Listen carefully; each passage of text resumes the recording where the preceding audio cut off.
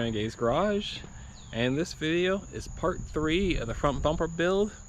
So in this video you're going to see a time lapse of us finish up the last little bit of welding, cutting, grinding, all that, and I'll show you guys the finished product.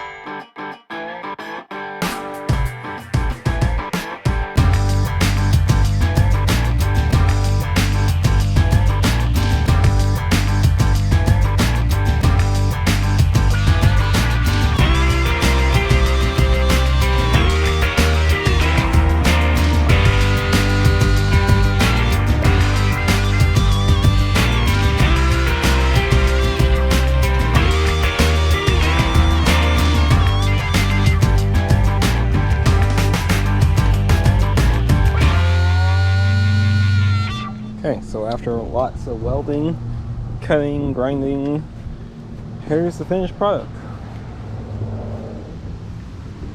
Yeah, cutting the corners in, boxed them in,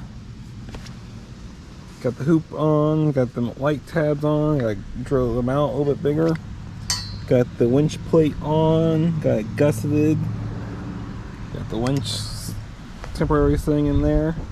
Got the hole cut for the fair lead, even though it needs to be trimmed out a little bit more. Got to grind this side down and paint it.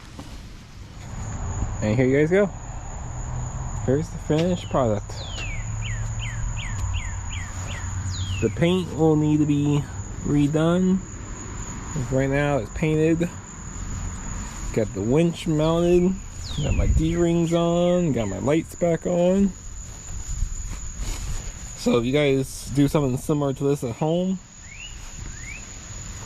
it took quite a bit of fab. So we had to cut the sides out, we boxed it in, put a flat plate in for the winch, put a big gusset here, and there's a smaller one on this side, just underneath of it, on an angle that you guys can't really see. I had to notch the grill out for my winch to clear. And I ended up taking the controller box because I didn't want it impeding the looks. Plus, it wouldn't fit without chewing up the grill even more. So I mounted it to my radiator core support. So now it's mounted right here. Now the wire's tucked up. It works. I gotta figure out a area to plug my controller in, but for right now, I just left it hanging right there. But yeah, there's the bumper. Like I said, the hoop, the D-ring hook, and the light tabs right here are all from Barnes 4-wheel drive. So go check them out. And that's one project done. Let's figure out the next one. Well, technically I already know what the next one's going to be, and I'll show you real quick. Okay, so the next thing technically is going to be a rear bumper mount.